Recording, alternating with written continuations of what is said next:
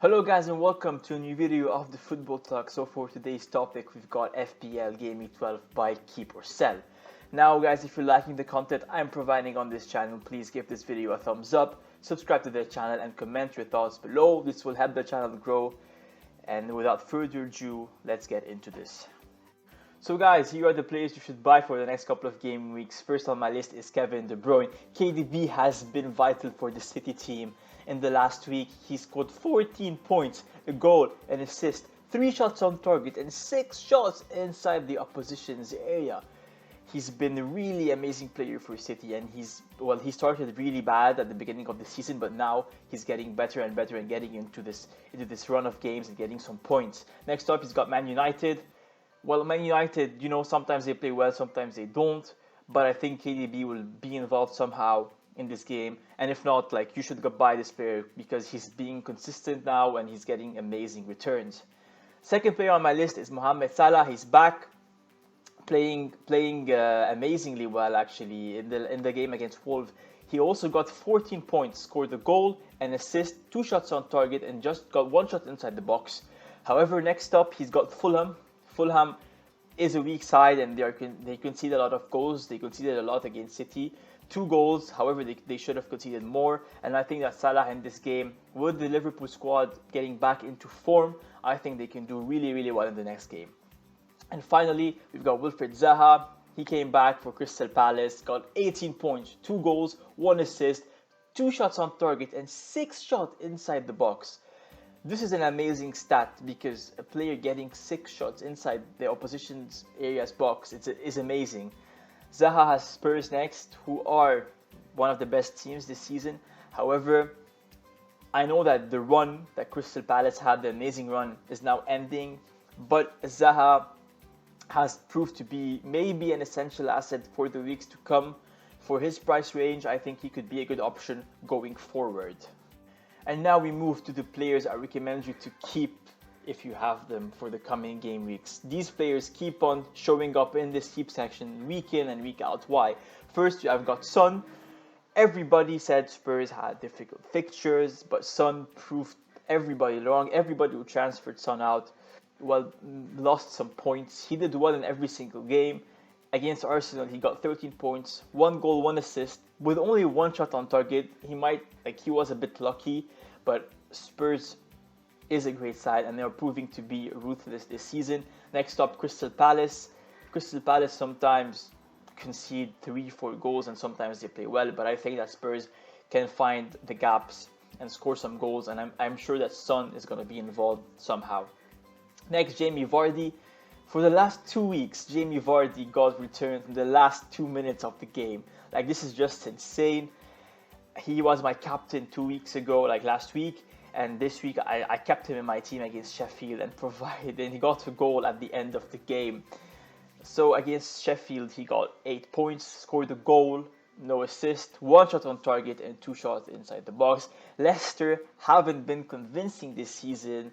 They're not creating a lot of chances, but Vardy's somehow getting the points. But for his price range, I think you can get better players, cheaper strikers maybe, and upgrade your midfield.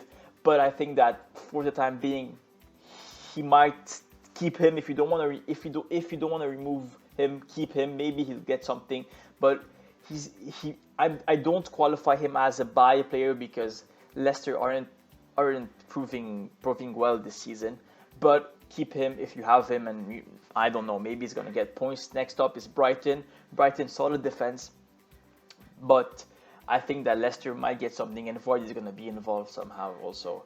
And finally, Bamford, 8 points against Chelsea, scored a goal, 2 shots on target and 2 shots inside the box. Bamford is, for his price, for this price, I think that Bamford is a great option anyways, because he's going to score, he's going to get something for Leeds every game. If Leeds do something, Bamford is also involved. And I think next up, West Ham just conceded 3 against Man United. I think that Bamford and Leeds are going to do something in this game. So keep Bamford if you have him. Keep Son, keep Vardy, and maybe you'll get some returns next game week. And finally, here are the players I recommend you to sell. First, I've got Timo Werner. His performance was horrendous against Leeds. 4 shots on target, 4 shots inside the box, couldn't get to goal. He missed sitters, he missed very easy chances. He got lucky to get an assist and he got 5 points. However, he should have scored at least 2. And yeah, he isn't convincing. Like, I know he's a great striker, but with Chelsea this season, he hasn't been on top of his form. Next up, Everton. Everton has been a bit shaky. Maybe Timo is going to do something with this game because Chelsea have an amazing attack. Their attack is one of the best in the league, but he isn't convincing enough. And I think maybe Lampard is going to start Giroud and still Werner is playing on the left, so he might not get his returns. Next up, Aubameyang. Well, Arsenal. I have nothing to say about Arsenal, honestly. They've scored they haven't scored goals for so long. Like, I feel like the last 5 game weeks, I think they scored 5 goals, something like that, 5-6 goals. He got 2 points last game, 0 shots on target, and 2 shots inside the box. Next game, they've got Burnley. Burnley's an extremely easy side, but I don't know. Like, I just feel that Arsenal might bottle it against Burnley.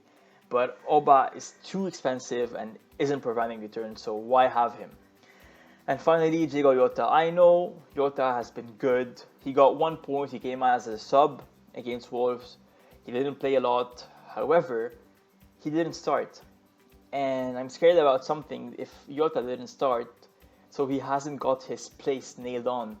And this might be really frustrating for people who bought Jota instead of Salla, because Salla got his return. Salla is an essential FPL asset, and I don't think that anybody can replace him. So if you want to have Jota in your team, just have a sub that's going to come in and get some points for you in case he doesn't play or in case he goes as a sub. So for these players, Werner, Oba and Jota, I recommend you to avoid these players or to sell them if you don't have any other alternatives.